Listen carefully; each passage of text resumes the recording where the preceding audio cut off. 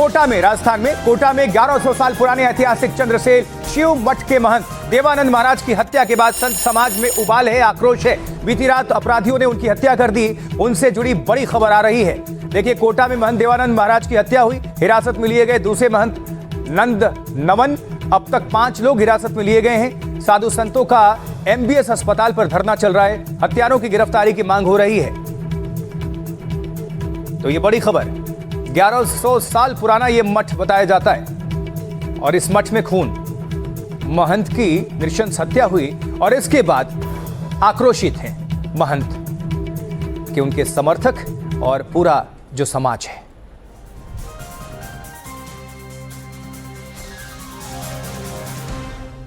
इसने भी मर्डर किया है। 24 घंटे के अंदर प्रशासन से निवेदन है उन सारे अपराधियों को पकड़ के सामने लाए, उनका नाम शो। ये संत समाज का अल्टीमेटम है कि जब तक चंद्रेसल मठ के महंत देवानंद महाराज के हत्यारे पकड़े नहीं जाते, वो उनका अंतिम संस्कार नहीं करेंगे। कोटा के बोरखेड़ा में 1100 साल पुराने चंद्रेसल मठ के महंत देवानंद महाराज जब अपने कक्ष में विश्राम कर रहे थे, तभी धारदार हथियारों से लैस हमलावरों ने उन पर वार कर दिया। रात को किसी ने धारदार हथियार से इनका हमला किया। तुरंत हमने हॉस्पिटलाइज कराया, जहां डॉक्टर्स ने मृत घोषित कर दिया। मुलजिमान की तलाश कर रहे हैं और सभी एंगल पर अनुसंधान जारी। अपराधियों की पहचान और उनकी धरपकड़ के लिए पुलिस की विशेष टीम लगाई गई है। इस घटना से महंत समाज बहुत नाराज है। उन्होंने ये भी बताया कि इस मठ के पास जमीन और पैसा भी है, लेकिन देवानंद महाराज की किसी से व्यक्तिगत दुश्मनी नहीं थी। चंदेश्वर मठ बहुत पुराना मठ है और उसमें हजारों बीघा जमीन है, करोड़ रुपए बैंक में है, वहाँ की आमदनी भी खूब है। देखिए, चंद्रेसल मठ के महंत देवानंद महाराज की हत्या क्यों की गई, पुलिस इसकी तफ्तीश कर रही है। हत्या के पीछे के कई कारण हो सकते हैं, जैसे भूमाफिया एंगल है, क्या जमीन को लेकर कोई विवाद था, बैंक खातों के संचालन को लेकर कोई विवाद चल रहा था, क्या किसी करीबी ने मठ की रेकी की थी, क्या महंत देवानंद की नियुक्ति से किसी को परेशानी या दिक्कत थी, क्या सांप्रदायिक सौहार्द बिगाड़ने की ये प्लानिंग थी, साजिश थी, क्या चोरी की नीयत से आए थे ये हमलावर। बहुत सारे सवाल हैं, हर एक एंगल से पुलिस तफ्तीश कर रही है। अब सवाई माधोपुर के रहने वाले देवानंद महाराज कोटा में करीब 4 साल से चंद्रेसल मठ के महंत थे और इस हत्याकांड को लेकर एक और एंगल सामने आया है। वो एंगल है नशे का। रिपोर्ट देखिए।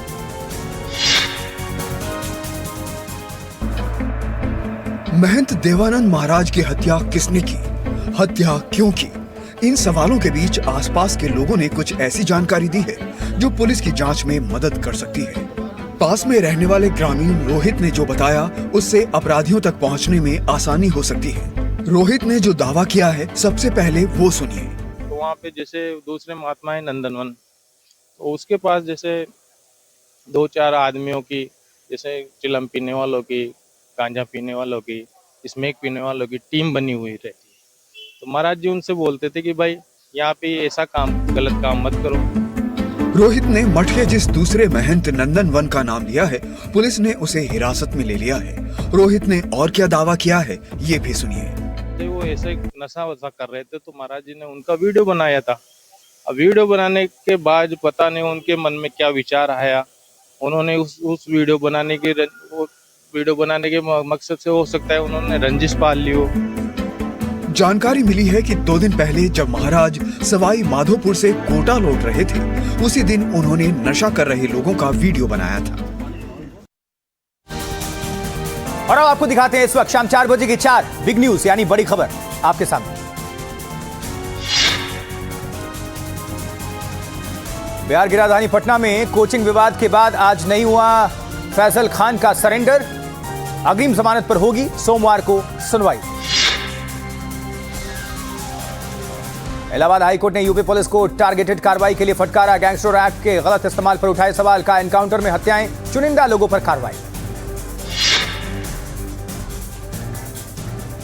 प्रधानमंत्री मोदी की अध्यक्षता में आर्थिक सलाहकार परिषद की बैठक। भारत की आर्थिक वृद्धि बढ़ाने पर चर्चा हुई, जीवन कारोबार को आसान बनाने पर जोर। जबकि गोंडा रैली में सीएम योगी का विपक्ष पर बड़ा हमला, कहा 2017 से पहले यूपी में होते थे दंगे, पहले की सरकार रामद्रोही। आगे बढ़ते हैं, एक और बड़ी खबर हरियाणा से, क्योंकि हरियाणा के पंचकुला में जिस कारोबारी की हत्या की गई उसकी सीसीटीवी तस्वीर सामने है। इस मामले में पुलिस ने 4 आरोपियों को पकड़ लिया है और पंचकुला हत्याकांड का वीडियो भी सामने आ चुका है। सीसीटीवी में दिखी है हमले की तस्वीर, जहां 5 से 6 आरोपियों ने कारोबारी की हत्या की है। ये देखिए घेर कर किस तरह से अटैक किया गया। पुलिस ने 4 आरोपियों को पकड़ लिया है और पार्किंग विवाद में हुई थी हत्या।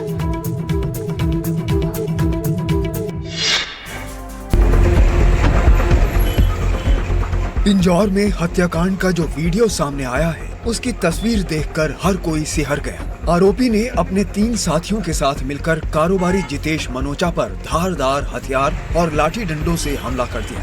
हमलावरों के सर पर खून सवार था। उन्होंने मनोचा को कार से बाहर खींच लिया और चंद सेकंड में उन पर इतने वार किए गए कि वो वहीं धराशायी हो गए। आसपास के लोग उन्हें बचाने पहुंचे, लेकिन तब तक सांसें टूट चुकी थी। खास बात यह है कि वारदात के महज 3 घंटे के अंदर ही पंचकुला पुलिस ने 4 आरोपियों को धर दबोचा। अब आरोपी मनप्रीत, खुशदीप, रोहित मेहता और मनीष कुमार पुलिस की गिरफ्त में है। हैरानी इस बात की है कि 1 महीना पहले जितेश मनोचा के पिता और खुशदीप के साथ पार्किंग को लेकर झगड़ा हुआ। बाद में समझौता भी हुआ, लेकिन खुशदीप को ये समझौता मंजूर नहीं था। खुशदीप ने क्योंकि खुंदक इस बात की पाल ली और उसी ने फिर जो है ये कंस्पिरेसी सारी हैच किया और अपने जो है साथियों से मिलकर ये इस घटना को आज अंजाम दिया है। आरोपी खुशदीप ने इस बात की खुंदक पाल ली और उसी ने पूरी साजिश रची और उसने अपने साथियों के साथ मिलकर इस घटना को अंजाम दिया। मुख्य आरोपी खुशदीप चंडीगढ़ के एसडी कॉलेज में बीए का स्टूडेंट है।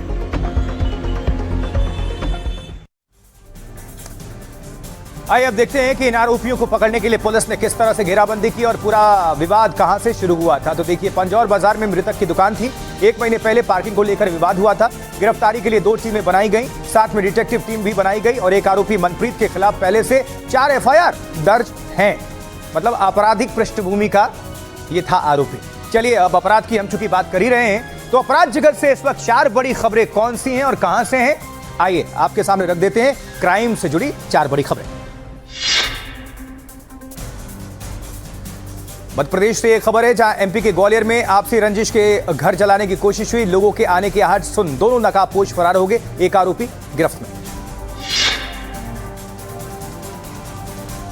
मध्य प्रदेश के सिवनी में नवविवाहिता की कुल्हाड़ी मारकर हत्या हो गई। पति के भाई ने उतार दिया मौत की घाट। पुलिस ने आरोपी को गिरफ्तार किया। जयपुर में लक्ष्मी नारायण मंदिर में चोरी की वारदात। 1100 साल पुरानी ठाकुर जी की मूर्ति को उड़ा ले गए चोर। गुस्साए ग्रामीणों ने किया प्रदर्शन। एमपी के इंदौर में आवारा कुत्ते ने 10 घंटे में 42 लोगों को काट दिया। 16 घायलों का अस्पताल में इलाज चल रहा है। वन विभाग ने शुरू किया पकड़ने का अभियान। और अगली बड़ी खबर बिहार से, क्योंकि बिहार की सियासत से जुड़ी ये खबर है। पूर्व सीएम राबड़ी देवी ने सुरक्षा वापस की है। सरकार ने सुरक्षा में कटौती की है। आरजेडी कार्यकर्ता लाठी लेकर बंगले पर तैनात हैं। फैसले से नाराज तेजस्वी ने भी सुरक्षा लौटाई है। तो बिहार की सियासत से जुड़ी हुई ये बड़ी खबर। अब सिक्योरिटी को लेकर तनातनी है।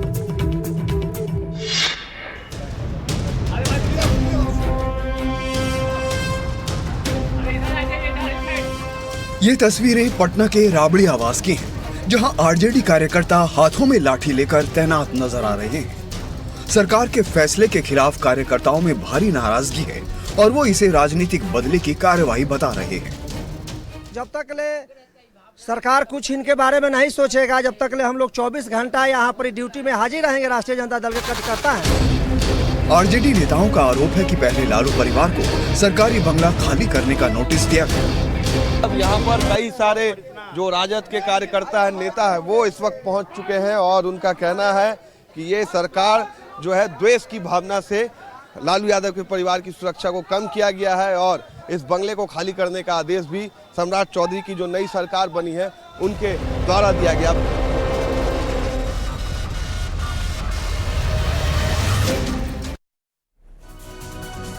तो बिहार के पूर्व सीएम यानी पति पत्नी मतलब राबड़ी देवी और लालू यादव की सुरक्षा में कटौती करने का मामला तूल पकड़ता जा रहा है। अब जरा समझ लेते हैं। देखिए, बिहार सरकार ने पहले राबड़ी देवी को 10 सर्कुलर रोड खाली करने का नोटिस भेजा था और अब उनकी सुरक्षा में भी कटौती की गई है। पहले लालू यादव और राबड़ी यादव दोनों को Z+ सिक्योरिटी मिलती थी और लेकिन अब इसमें बदलाव कर दिया गया है, जिससे राबड़ी देवी काफी नाराज चल रही है। और अपने आवास पर तैनात बाकी सुरक्षा कर्मियों को भी वापस कर दिया है, जिसके बाद बेटे तेजस्वी यादव ने भी अपनी सुरक्षा लौटा दी है। हालांकि तेजस्वी यादव की सुरक्षा में कटौती नहीं की गई थी। ऐसी उम्मीद जताई जा रही है कि आरजेडी और नेता सुरक्षा वापस लौटा सकते हैं। चलिए, तो हम ये बात कर रहे हैं राजनीति की, तो अब चूंकि राजनीति की बात कर ही रहे हैं तो 4 और बड़ी खबरों को आपके सामने रख देते हैं। देखते हैं कि कौन कौन सी और बड़ी खबरें हैं राजनीति की दुनिया से। आइए आपके सामने रखते हैं 4 बड़ी खबरें। ये रही। सीएम योगी के टोटी वाले बयान पर अखिलेश का पलटवार है। कहा सीएम यानी करप्ट माउथ, मुख्यमंत्री को उनका इतिहास नहीं पता। टोटी चोर पर गरमाई यूपी की सियासत। एसपी प्रवक्ता फखरुल हसन ने बीजेपी पर निशाना साधा। कहा बीजेपी सरकार में हुआ टोटी घोटाला, हो चुका है पर्दाफाश।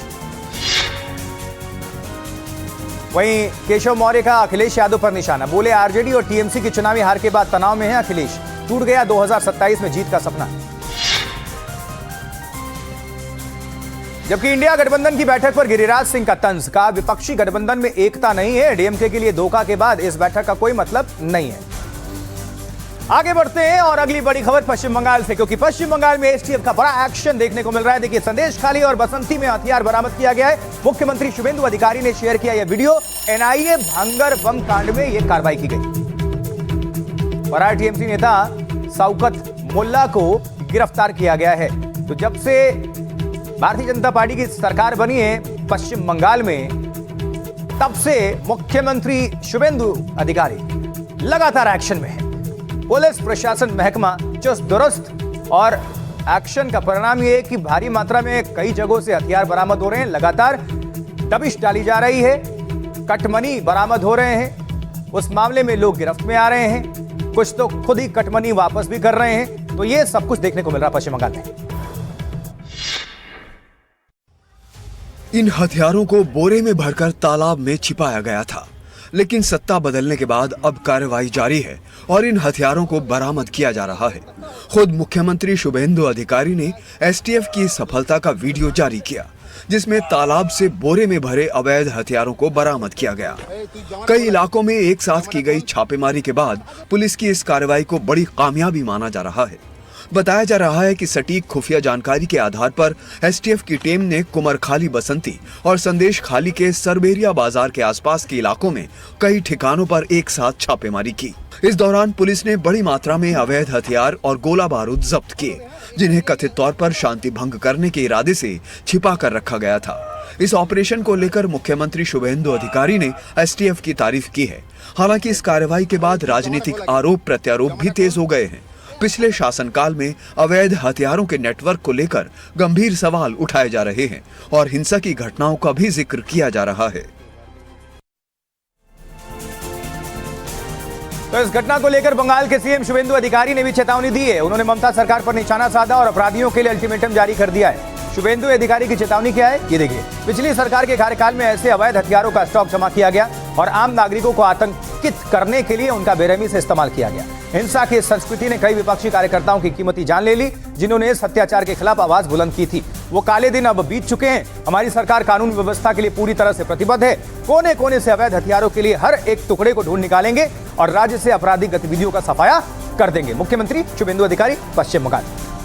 इस बीच एक बड़ी खबर आ रही है। देखिए, नीट पेपर लीक सहित अन्य परीक्षाओं में गड़बड़ी को लेकर सोशल मीडिया पर बनी कॉकरोच जनता पार्टी का दिल्ली के जंतर मंतर पर प्रदर्शन। बड़ी संख्या में शामिल हुए कुछ लोग प्रदर्शनकारी यहां पेपर लीक के खिलाफ प्रदर्शन कर रहे हैं। ये प्रदर्शन कॉकरोच जनता पार्टी फाउंडर अभिजीत दीपके की अगुवाई में हो रहा है। अभिजीत शनिवार सुबह अमेरिका से दिल्ली लौटे और एयरपोर्ट से प्रदर्शन करने पहुंच गए। इसके पहले दिल्ली पुलिस ने कॉकरोच जनता पार्टी को जंतर मंतर पर विरोध प्रदर्शन की अनुमति दे दी थी। नाम रखा है कॉकरोच जनता पार्टी, सीजेपी।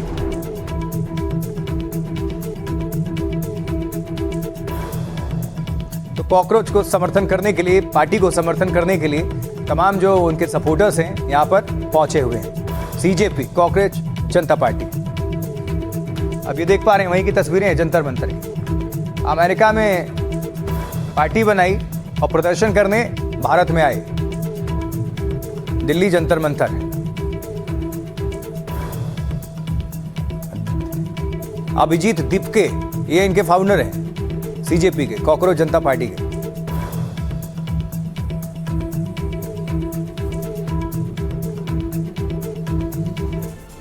तो दिल्ली में कॉकरोच जनता पार्टी यानी सीजेपी के प्रदर्शन को लेकर एनडीटीवी ने केंद्रीय संसदीय कार्य मंत्री किरण रिजिजू से सवाल किया, तो उन्होंने क्या जवाब दिया, सुनिए। कॉकरोच आ रहे हैं, रोज पोस्ट किए जा रहे हैं। एक कॉकरोच जनता पार्टी बनी है जिसके फॉलोअर 22 मिलियन के आसपास हो गए हैं कुछ ही दिनों के भीतर।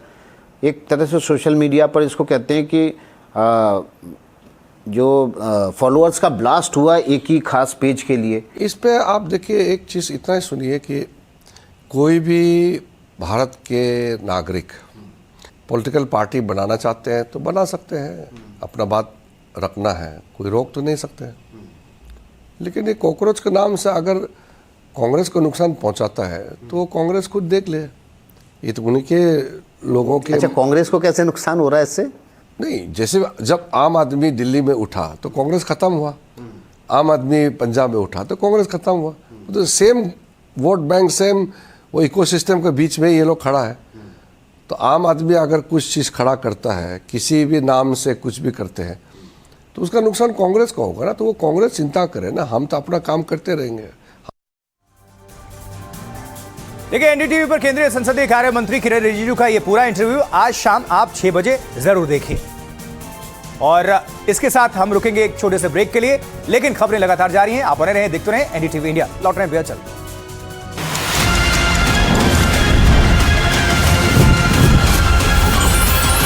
चलिए, ब्रेक के बाद स्वागत है आप सभी का एक बार फिर से एनडीटीवी इंडिया पर। मैं आपके साथ आशुतोष चतुर्वेदी।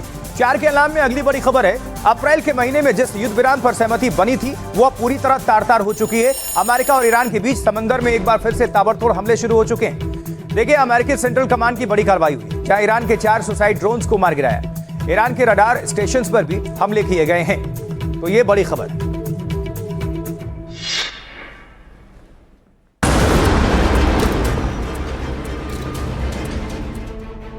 अमेरिका और ईरान एक बार फिर जंग के मुहाने पर खड़े हो चुके हैं। हॉर्मुज में अमेरिकी सेना और रिवॉल्यूशनरी गार्ड्स फिर आमने सामने आ गए।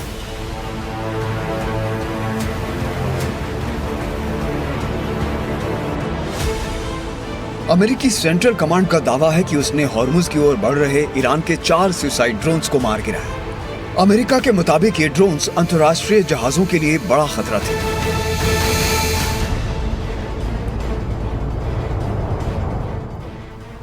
ईरान के इस ड्रोन एक्शन के जवाब में अमेरिकी सेना ने भी बड़ा पलटवार किया। अमेरिकी फाइटर जेट्स और मिसाइलों ने ईरान के दक्षिणी तट पर बने गोरुक और केशम आइलैंड के तटीय निगरानी राडार ठिकानों को निशाना बनाया और उन्हें तबाह कर दिया। अमेरिका के मुताबिक ये कार्रवाई भविष्य के हमलों को रोकने और अपनी आत्मरक्षा में की है।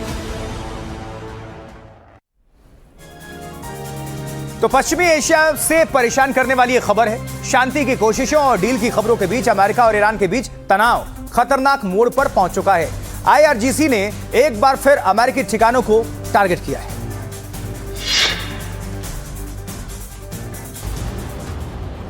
अमेरिका की कार्रवाई से ईरान एक बार फिर भड़क उठा और कुवैत बहरीन की ओर अपनी बैलिस्टिक मिसाइलें दाग दी। निशाने पर थे कुवैत का अली अल सालेम एयरबेस और बहरीन में अमेरिकी 5th फ्लीट के ठिकाने। ईरान ने अमेरिका के इन 2 मजबूत ठिकानों पर ही प्रहार किया। साथ ही आईआरजीसी ने चेतावनी देते हुए कहा कि अमेरिकी सेंट्रल कमांड ने दोबारा ऐसी हिमाकत की तो अंजाम इससे भी भयानक होगा। साथ ही स्ट्रेट ऑफ हॉर्मुज को पूरी तरह बंद करने की धमकी दी, जिससे दुनिया में तेल और गैस की भारी कमी हो जाएगी। हमले के बाद सेंट्रल कमांड ने बयान जारी कर कहा, ईरान ने कुवैत और बहरीन की ओर 7 बैलिस्टिक मिसाइलें दागी, जिनमें 6 को हवा में ही रोक दिया गया, जबकि 7वीं अपने लक्ष्य तक नहीं पहुंच सकी। एक और ट्रंप डील की बात कर रहे हैं, दूसरी ओर खाड़ी में फिर जंग के हालात बन चुके हैं। ईरान बार बार कुवैत और बहरीन में हमले क्यों कर रहा है? आखिर ईरान के इन दोनों देशों से क्या दुश्मनी है, जरा ये भी समझ लेते हैं। देखिए, कुवैत बहरीन में हमले क्यों हुए? तो कुवैत और बहरीन में अमेरिका के बेहद अहम सैन्य ठिकाने मौजूद हैं। ईरान का मानना है कि अमेरिका हमले के लिए इन देशों का इस्तेमाल कर रहा है। और बहरीन, यहां अमेरिकी नौसेना की 5th फ्लीट का हेडक्वार्टर है। कुवैत, यहां अल सालेम एयरबेस मौजूद है, जहां अमेरिका और मित्र देशों की सेनाएं तैनात हैं। कुवैत और बहरीन में हमले करके खाड़ी देशों को चेतावनी दे रहा है ईरान, ताकि वो अमेरिका को अपनी जमीन का इस्तेमाल ना करने दे। यह है पूरा खेल। चलिए अब आगे बढ़ते हैं और अब इस वक्त आपको दिखा देते हैं। अब खेल शब्द हमने यूज किया, तो खेल की दुनिया में क्या चल रहा है, आइए इसी पर बात कर लेते हैं। स्पोर्ट्स से जुड़ी 4 बड़ी खबरें आपके सामने रख देते हैं। कौन कौन सी, कहां से, ये रही। आयरलैंड इंग्लैंड एशियन गेम्स के लिए T20 टीम का ऐलान हो गया है। श्रेयस अय्यर होंगे टीम के नए कप्तान, तिलक वर्मा उप कप्तान। वहीं आईपीएल में शानदार प्रदर्शन करने वाले वैभव सूर्यवंशी की किस्मत बिल्कुल इस वक्त बुलंद है और चमक भी रही है। तो आयरलैंड दौरे पर टीम इंडिया में वो डेब्यू करने जा रहे हैं। विश्व विजेता कप्तान सूर्यकुमार यादव से छिनी T20 की कप्तानी, भारतीय टीम से भी बाहर हुए।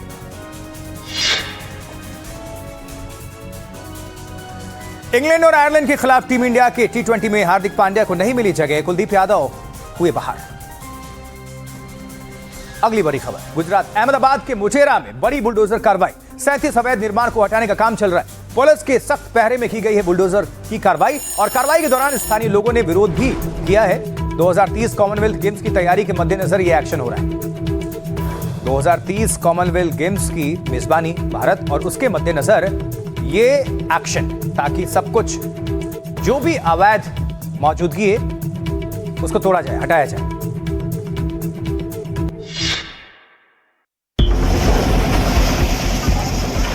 ये तस्वीरें अहमदाबाद के मोटेरा कुटेश्वर इलाके की हैं, जहां प्रशासन ने बड़े पैमाने पर ध्वस्तीकरण अभियान चलाया। बुलडोजर की गर्जना के बीच एक एक कर अवैध मकानों को जमींदोज किया गया, और देखते ही देखते पूरा इलाका मलबे में तब्दील हो गया। कार्रवाई के दौरान इलाके में अफरा तफरी का माहौल रहा। हालांकि प्रशासन का कहना है कि इन सभी निर्माणों को पहले से ही नोटिस जारी किया जा चुका था।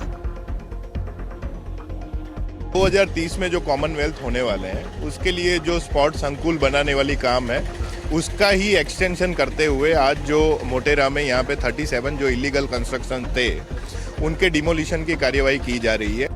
दरअसल ये पूरी कार्रवाई 2030 में होने वाले कॉमनवेल्थ गेम्स को ध्यान में रखते हुए की जा रही है, जहां इस इलाके में इंफ्रास्ट्रक्चर डेवलपमेंट का काम प्रस्तावित है। चलिए अब आपको बता देते हैं कि आखिर ये पूरी कार्रवाई क्यों की जा रही है। तो 2029 में होने वाले कॉमनवेल्थ गेम्स की तैयारियों का ये हिस्सा है। सरदार स्पोर्ट्स कॉम्प्लेक्स इनक्लेव के तहत इस पूरे इलाके में अंतर्राष्ट्रीय स्तर के स्टेडियम, गेम्स विलेज और अन्य अत्याधुनिक खेल सुविधाएं विकसित की जानी है, जिसके लिए इस जमीन को खाली कराया जा रहा है।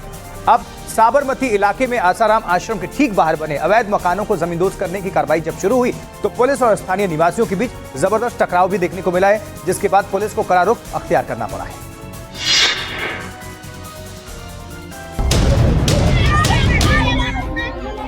जैसे ही अवैध मकानों को गिराने की कार्यवाही शुरू हुई, स्थानीय लोगों का गुस्सा फूट पड़ा।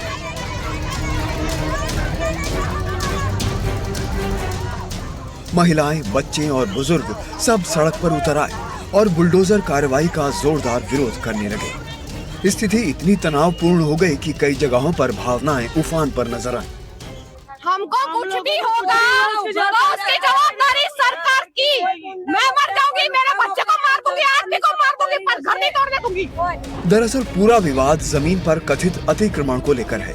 प्रशासन का कहना है कि इंदिरा आवास योजना के तहत यहां गरीब परिवारों को 50-50 वर्ग गज के मकान आवंटित किए गए थे, लेकिन आरोप है कि समय के साथ लोगों ने इन मकानों का दायरा बढ़ाकर 100 से 150 वर्ग गज तक कर लिया। अब इसी अतिक्रमण को हटाने के लिए बुलडोजर कार्रवाई की गई है, जिसे लेकर इलाके में तनाव और विरोध बना हुआ है। देखिए, प्रशासन के मुताबिक ये पूरा विवाद जमीन पर अवैध कब्जे को लेकर है। इंदिरा आवास योजना के तहत यहां गरीब परिवारों को घर आवंटित किए गए थे, जिसके तहत इन्हें 50-50 वर्ग गज के मकान दिए गए थे। लेकिन आरोप है कि लोगों ने अवैध रूप से अतिक्रमण करते हुए अपने घरों को 100 से 150 वर्ग गज तक बढ़ा लिया था। मतलब 50 गज दिया गया और 100 गज तक एक्स्ट्रा उन्होंने क्या किया, कब्जा। ये अवैध कब्जा, और इसी के खिलाफ पूरा एक्शन। अगली खबर, एमपी ग्वालियर में खाने का ऑर्डर लेट क्या हुआ? रसूखदारों ने होटल को ही कुरुक्षेत्र बना दिया, और अब सरेआम फायरिंग और तोड़फोड़ करने वाले बदमाशों का पुलिस ने जुलूस निकाल दिया है, जिसके बाद आरोपी बीच सड़क पर गिड़गिड़ाते हुए नजर आए। पहले सोचना चाहिए था ये।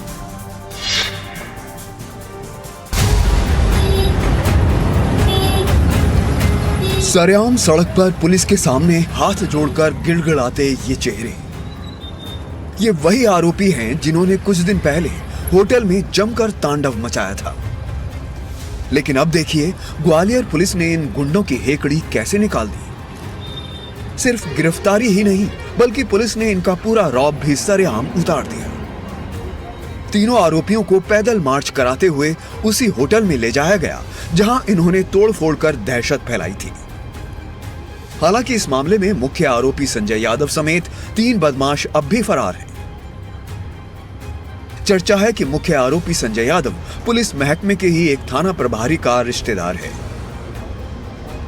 लेकिन पुलिस साफ कर चुकी है कि कानून सबके लिए बराबर है। फिलहाल फरार आरोपियों की तलाश में ताबड़तोड़ छापेमारी जारी है।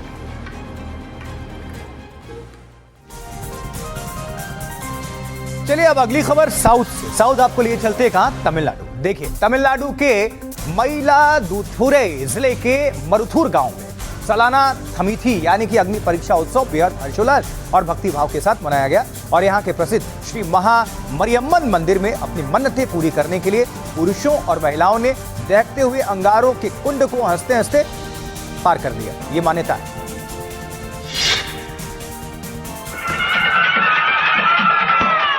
हाथों में तलवार और पैरों के नीचे दहकते अंगारे, आस्था और साहस का अद्भुत संगम, जहां श्रद्धालु थीमी उत्सव मना रहे हैं।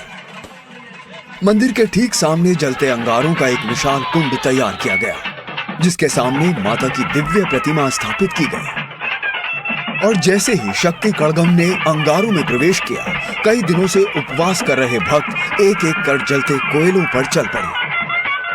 इस दौरान अलगू कावड़ी और मईल कावड़ी लेकर श्रद्धालु अनूठे और हैरत अंगेज अंदाज में इस परंपरा का हिस्सा बनते नजर आए। सैकड़ों की तादाद में जुटे श्रद्धालुओं ने इस अलौकिक नजारे के दर्शन किए और मां का आशीर्वाद लिया।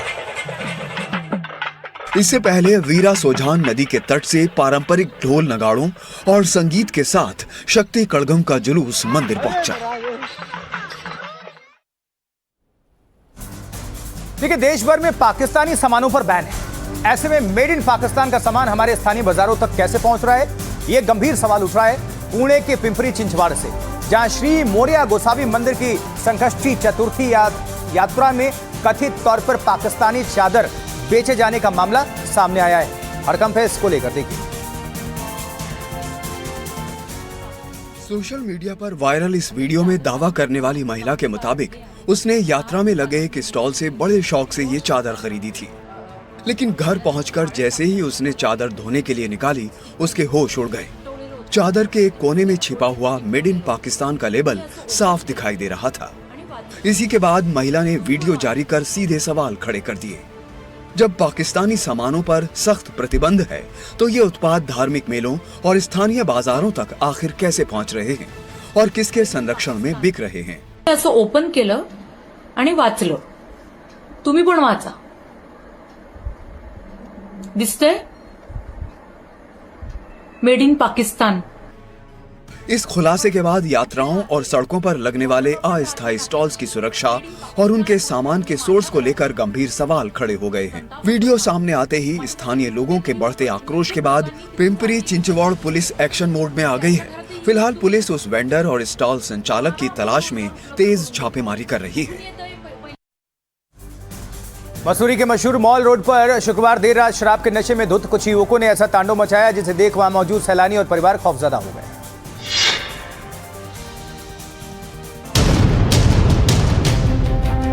ये तस्वीरें मसूरी के माल रोड की हैं, जहां पर्यटन सीजन शुरू होते ही हुड़दंगियों की हरकतें भी सामने आने लगी हैं। शुक्रवार देर रात कुछ युवक शराब के नशे में धुत होकर सड़क पर उत्पात मचाते दिखे। इनमें एक युवक अर्धनग्न हालत में कार की छत पर चढ़ गया और हाथ में शराब की बोतल लहराते हुए हंगामा करता रहा। प्रत्यक्षदर्शियों के मुताबिक ये युवक UK 17 W3081 नंबर की कार में सवार थे और माल रोड पर घूमते हुए तेज आवाज में शोर शराबा कर रहे थे। घटना के वक्त वहां मौजूद पर्यटकों और परिवारों में नाराजगी साफ देखी गई। लोगों की मांग है कि माल रोड, लाइब्रेरी चौक और पिक्चर पैलेस इलाके में पुलिस निगरानी बढ़ाई जाए। देखिए, इस वक्त भीषण गर्मी है और मानसून का बेसब्री से इंतजार हो रहा है। तो केरल में मानसून ने दस्तक दे दी है और मानसून की दस्तक के साथ ही आसमान से आफत बरस रही है। ये रिपोर्ट देखिए।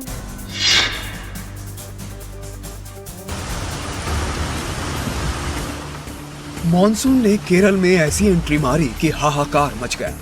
ये वीडियो कोझिकोड की है। भारी बारिश के साइड इफेक्ट्स देखिए।